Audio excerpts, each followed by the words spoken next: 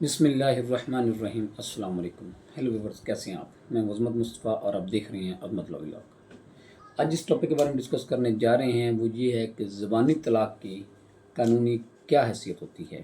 اگر کوئی شخص اپنی بیوی کو زبانی طور پہ طلاق دے دیتا ہے تو کیا قانونی طور پہ اس کی کوئی حیثیت ہوتی ہے؟ آج ہم ڈسکس کریں گے اس حوالے سے۔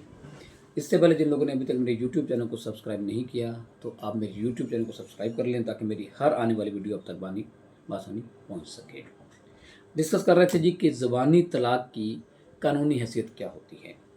اچھا، اس پہلے میں آپ کو بتا دوں کہ لا میں جو پروسیجر جو ہے وہ یہ ہے کہ جب بھی کسی شخص نے اپنی بیوی کو طلاق دینی ہے تو وہ نوٹس جو ہے وہ ایک طلاق کا نوٹس اپنی بیوی کو بھجوائے گا، اور ایکچوئل طلاق جو ہے وہ جو مین نوٹس ہے وہ یونین کونسل کو بھجوائے گا۔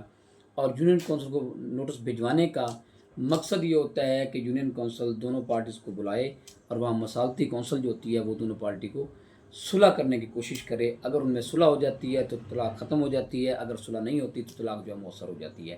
جی ہے قانونی طریقہ۔ اچھا، اگر آپ اپنی بیوی کو کوئی شخص اگر تحریری طلاق بھی دیتا ہے اور اس کا نوٹس یونین کونسل کو نہیں بھجواتا اور یونین کونسل مصالحتی کونسل کی کارروائی نہیں ہوتی اور طلاق مؤثر نہیں ہوتی اور اس کے ساتھ ساتھ جو ہے وہ مؤثر سرٹیفکیٹ جو ہے وہ جاری نہیں ہوتا یا دونوں فریقین حاصل نہیں کرتے تو اس طلاق کی بھی کوئی قانونی حیثیت نہیں ہے۔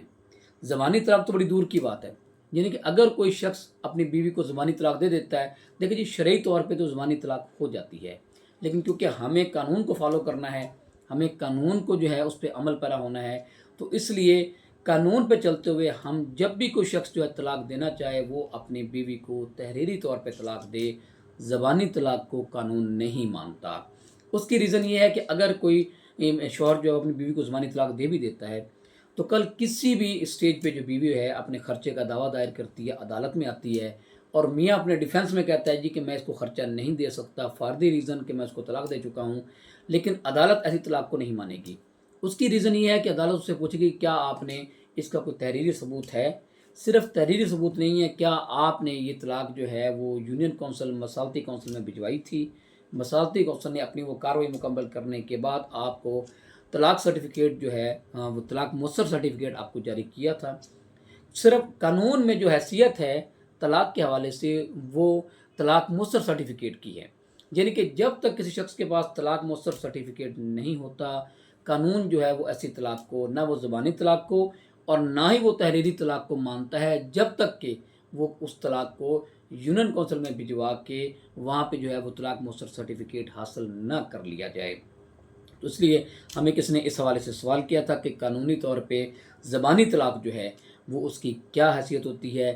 وہ اگر وہ اپنی بیوی کو طلاق اگر دیتا ہے کوئی شخص اور وہ طلاق مؤثر سرٹیفکیٹ یونین کونسل سے یونین کونسل کی کارروائی کے کرنے کے بعد وہ حاصل نہیں کرتا تو نہ اس کی زبانی طلاق کی کوئی حیثیت ہے اور نہ ہی ایسی تحریری طلاق کی کوئی حیثیت ہے، کیونکہ عدالتیں پوچھتی ہیں اگر طلاق تحریری بھی ہو تو پھر بھی عدالتیں جو ہے اس کو نہیں مانتی جب تک کہ آپ کے پاس طلاق مؤثر سرٹیفکیٹ نہ ہو۔ طلاق مؤثر سرٹیفکیٹ ہونا ضروری ہے، پھر جا کے طلاق جو مانی جائے گی۔ یہ تھی ڈسکشن آج کے اس حوالے سے کہ کیا زبانی طلاق کی کوئی قانونی حیثیت ہوتی ہے، تو میں امید کرتا ہوں اس حوالے سے آپ کو آگاہی حاصل ہوگی۔ اس کے ساتھ مجھے اجازت دیجیے۔ اللہ حافظ۔